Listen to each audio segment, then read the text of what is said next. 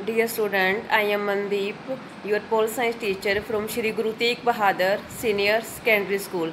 Dear students, now we are going to start our revision work of pole science. Dear students, in this video we revise our political science syllabus.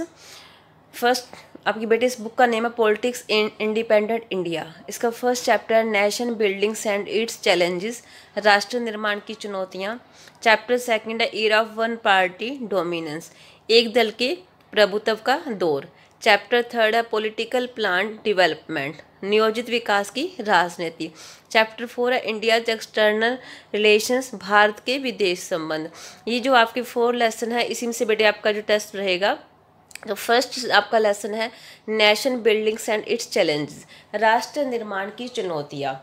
राष्ट्र निर्माण की चुनौतियाँ क्या थी बेटे? हिंदुस्तान देखो सन 1947 में जिन हालातों के बीच क्या आज़ाद हुआ, शायद उस समय तक कोई भी मुल्क वैसे हालात में आज़ाद नहीं हुआ था।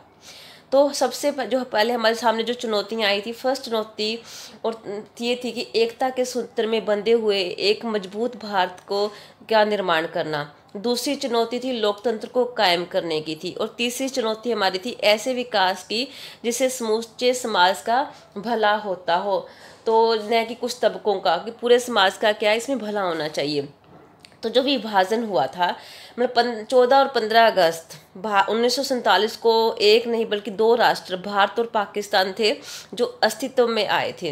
विभाजन के कारण ही ब्रिटिश इंडिया को भारत और पाकिस्तान के रूप में बांट दिया गया।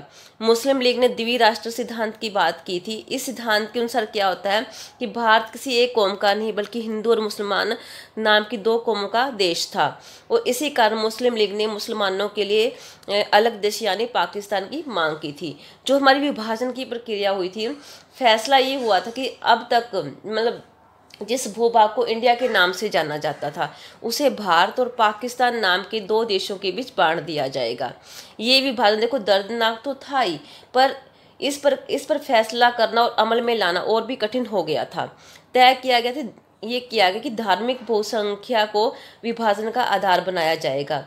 इसके मायने ये थे कि जिन इलाकों में मुसलमान बहुसंख्यक थे वह इलाके पाकिस्तान के भूभाग के होंगे और शेष है वो जो क्या भारत के हिस्से में जाएगा। तो जो राष्ट्र निर्माण के टाइम बेटे नेहरू जी जो हमारे प्रधानमंत्री बने थे उस टाइम, तो नेहरू जी के प्रस्ताव के जो कौन कौन से उद्देश्य थे राष्ट्र निर्माण के लिए, उन्होंने कहा था कि पंडित नेहरू जी ने कहा कि देश का जो बौद्धिक विकास करने के पक्ष में थे वो, तो वे भारत को के आधुनिक एवं विकसित राष्ट्र बनाना चाहते थे। इसके लिए उन्होंने समाज के प्रत्येक विकास के मतलब प्रत्येक जो वर्ग है उसके विकास पर क्या था बल दिया था। और पंडित जो जवाहरलाल नेहरू ने देश निर्माण के लिए औद्योगिकरण के पक्ष में भी थे। वो उन्होंने राजनीतिक एवं आर्थिक समस्याओं को धार्मिक आधार की अपेक्षा वैज्ञानिक दृष्टिकोण से क्या देखा था। तो भारत की आज़ादी के समय देखो राष्ट्र निर्माण जब हुआ तो उसमें कौन कौन बहुत सारी बाधाएं भी आई थी। वो फर्स्ट तो आपके फर्स्ट थी हमारे लोकतंत्र को मजबूत करना। सेकंड थी पाकिस्तान से जो आए शरणार्थियों की पुनर्वास संबंधी चुनौती, सांप्रदायिक एकता की चुनौती, भारत में आर्थिक विकास संबंधी चुनौती का सामना करना आवश्यक था। तो नेक्स्ट इसके बाद बेटे नेक्स्ट चैप्टर आपका era of one party dominance, एक दल के प्रभुत्व का दौर। अब एक दल का प्रभुत्व क्या है बेटे?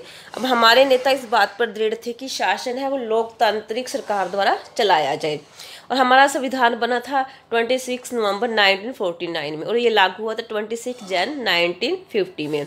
तो उस समय क्या शासन अंतरिम सरकार चला रही थी। मतलब 1947 में हमारा देश आज़ाद हुआ और 1952 में पहला चुनाव हुआ था। तो ये गैप था बेटे 5 ईयर्स का। तो मतलब जो अंतरिम सरकार है जो उस टाइम शासन चला रही थी, अब अंतरिम सरकार कौन सी होती है कि ऐसी सरकार जो आपसी समझौते से बनाई गई हो, मतलब उसमें कुछ इलेक्शंस नहीं होती है, वो आपसी समझौते से बनती है, उसको हम अंतरिम सरकार कहते हैं। तो हमारा जो चुनाव आयोग बना था 1950 में, तो पहले जो हमारे चुनाव आयुक्त थे वो बैठे थे सुकुमार सेन। तो ऐसी उम्मीद थी कि जो पहला चुनाव है 1950 में कभी भी हो जाएगा, पर जो हमारा चुनाव है वो 1951 से 52 में हुआ था। उस टाइम हमारे प्रधानमंत्री जो पंडित जवाहरलाल नेहरू जी थे, तो उन्होंने जब कहा कि जब पहला जो आम चुनाव है उस टाइम क्या था कि हम इसमें काफ़ी समस्याएं आ रही थी। एक तो हमारा जो देश बहुत बड़ा था, क्षेत्रफल की दृष्टि से मतलब ये 7वें नंबर पे है कि इसकी जो आबादी थी 17 करोड़ उस टाइम क्या मतलब 17 करोड़ के आसपास उस टाइम मतदाता थे जिन्होंने वोट डालना था। तो 17 करोड़ मतदाताओं के लिए देखो, जब मतदाता सूची तैयार करनी होती है तो उस पर काफ़ी टाइम लग गया। इसमें 50% लोग ही क्या है, पढ़े लिखते साक्षर थे। तो इस वजह से क्या हुआ कि जो चुनाव है थोड़ा डिले हो गया। ये हुआ हमारा 1951 से 52 में। अब देखो, चुनाव प्रचार हो करना होता है, जब चुनाव होते हैं तो कहते हैं उस टाइम हमारे पास जो प्रौद्योगिकी का अभाव था। मतलब जो मतदाता सूची बनाई गई थी उसमें जो महिलाओं के नाम थे वो गलत लिख दिए गए। मतलब जो भी मतदाता सूची बनाना चाहता था, लोग इतने पढ़े लिखे तो थे नहीं, तो उन्होंने क्या किया, अपनी मतदाता की सूची बना दी कि अल्लाह की बीवी, फलां की बीवी, मतलब उनके एग्जैक्ट नाम नहीं लिखे गए। तो जब ये लिस्ट क्या चुनाव आयोग के सामने आती है तो उन्होंने कहा कि ये किस टाइप की लिस्ट है, तो उन्होंने इस प्रकार से दोबारा से लिस्ट बनवाई। तो इस टाइप से टाइम ये लग गया कि तब ये चुनाव थोड़ा लेट हुए। तो उसमें क्या हुआ बेटे कि तब हमारी जो वोट देने की जो एज थी 21 ईयर्स थी। बाद में अब जो टाइम है वो 18 ईयर्स का कर दिया है, पहले 21 ईयर्स थी। तो उस टाइम क्या महिलाओं को क्या वोट देने का अधिकार दिया गया था। तो जो यूरोपीय देश थे उन्होंने इस चीज़ का क्या मजाक उड़ाया। तो तब क्या एक हिंदुस्तान संपादक थे, उन्होंने कहा था कि जो इतिहास का सबसे बड़ा जुआ है हमारा चुनाव करवाना। तो इस प्रकार से ये जो चुनाव हुआ था 1951 से 52 तक, ये चुनाव बिल्कुल निष्पक्ष रहा। तो कई जो आलोचक थे वो सोचते थे कि चुनाव सही प्रकार से नहीं हो पाएगा क्योंकि ये डिले हो रहा था। तो लेकिन जब ये चुनाव बिल्कुल निष्पक्ष हुआ तो उन आलोचकों के क्या मुंह बंद हो गए थे। तो जो हमारे जो चुनाव हुए थे, प्रथम जो 3 चुनाव हुए थे, फर्स्ट चुनाव हुआ था 1952 में, उसके बाद सेकंड हुआ था 1957 में, और थर्ड हमारा 1962 में। इनमें 5 ईयर्स का गैप होता है चुनाव में, हमें सबको पता है बेटे।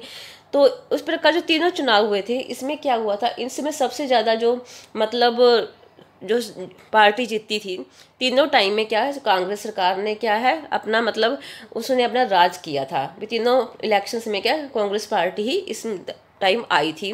तो कांग्रेस पार्टी का ही क्या है एक अच्छा प्रभुत्व रहा था। तो नेक्स्ट है बेटे आपका पॉलिटिकल प्लान डेवलपमेंट, नियोजित विकास की राजनीति। अब बेटे जो नियोजित विकास की राजनीति क्या होती है, देखो नियोजित होता है जैसे विकास से जुड़ी वह नीतियाँ एवं कार्यक्रम जो नियोजित ढंग से सरकार द्वारा बनाए जाएं, चलाए जाएं, नियंत्रित किए जाएं, वो होती है हमारी नियोजित विकास की राजनीति।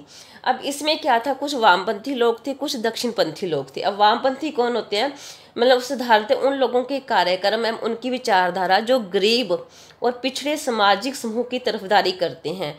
वे ऐसी सरकार की नीतियों को समर्थन देते हैं जो गरीबों एवं पिछड़ों के लिए लाभकारी होती है। और दक्षिणपंथी होते हैं, ये विचारधारा साधारणतः उन लोगों की ओर इशारा करती है जो खुली प्रतिस्पर्धा और बाजार मूलक अर्थव्यवस्था के द्वारा प्रगति हो सकती है में विश्वास रखते हैं। तो इस प्रकार से क्या हुआ, उसके नियोजित विकास में क्या काफ़ी डेवलपमेंट हुई। अब डेवलपमेंट क्या होते हैं कि इसका अर्थ है कि ज़्यादा से ज़्यादा क्या आधुनिक होना, आधुनिक होने का अर्थ है पश्चिमी औद्योगिक देशों की तरह होना। और उसमें बेटे उस टाइम योजना योग स्टार्ट किया गया था। ये होता है वह कमीशन होता है जो देश के विकास के लिए क्या योजना बनाता है, और देश का जो प्रधानमंत्री होता है वो क्या होता है, इसका चेयरमैन होता है। नियोजित विकास के टाइम बॉम्बे प्लान स्टार्ट होता है। बॉम्बे प्लान में क्या होता है कि भारत में सन 1944 में उद्योगपतियों का एक वर्ग एकजुट हुआ जिसने देश में नियोजित अर्थव्यवस्था चलाने के लिए एक संयुक्त प्रस्ताव तैयार किया था, जिसे हमें बॉम्बे प्लान भी कहा जाता है। नेक्स्ट है बेटे आपका इंडिया से एक्सटर्नल रिलेशन, भारत के क्या है विदेश संबंध, कि भारत के विदेश संबंध कैसे थे। अब इसमें था सबसे पहले गुट निरपेक्षता की नीति थी कि वह विदेश नीति जो किसी भी बड़े सैन्य गुट में शामिल न होने के सिद्धांत की पक्षधर होती है तथा हर अंतर्राष्ट्रीय मसले को गुण दोष के आधार पर उसका क्या समर्थन तथा विरोध करती है। तो ये थी हमारी गुट निरपेक्षता की नीति। तो इसमें क्या हुआ था, जो गुट निरपेक्षता की नीति थी, अब नेहरू जी उस टाइम प्रधानमंत्री थे तो उन्होंने 2 मुख्य उद्देश्यों को उजागर किया था कि फर्स्ट है पंचशील अर्थात 5 संकल्पों या सिद्धांतों का दृढ़ता से अनुपालन करना। देखो ये शब्द सर्वप्रथम 29 अप्रैल 1956 को प्रतिपादित हुआ।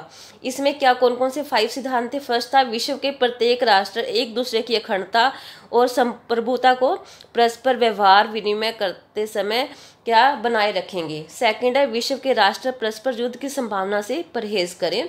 थर्ड था प्रत्येक 2 राष्ट्र अपने अंतरिम मुद्दों पर परस्पर हस्तक्षेप करने से बचे।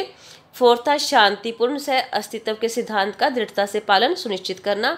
और फिफ्थ था मैत्री और समानता की भावना का संपोषण किया जाए, इसको प्रत्येक स्थिति में कायम रखा जाए। तो क्या था कि गुट निरपेक्षता की रणनीति के माध्यम से पंडित जवाहरलाल नेहरू ने क्या और भी लक्ष्यों को प्राप्त करना चाहते थे कि भारत क्या करे। भारत हमेशा क्या इस स्थिति में रहा है कि एक महाशक्ति उसके विरुद्ध जाए तो वह दूसरी महाशक्ति के निकट आने का प्रयत्न करे। अगर भारत को महसूस होता है कि महाशक्तियों में से कोई उसकी अनदेखी कर रही है या अनुचित दबाव डाल रही है, तो वह दूसरी महाशक्ति की ओर क्या रुख कर सकता था। दोनों गुटों में से कोई भी भारत की ओर से न तो बेफिक्र हो सकता था और न ही रौब जमा सकता था। और गुट निरपेक्षता के कारण क्या भारत एक ऐसे अंतर्राष्ट्रीय निर्णय और पक्ष ले सका जिससे उसका क्या हित जो सदता था। उसके बाद इस प्रकार से बेटे ये आपका है जो ये 4 लेसन का आपका जो रिवीजन वर्क रहा है, तो इसी से रिलेटेड आपका टेस्ट रहेगा बेटे, आपने उसको अच्छे से प्रिपेयर करना। थैंक्स बेटे, हैव ए नाइस डे।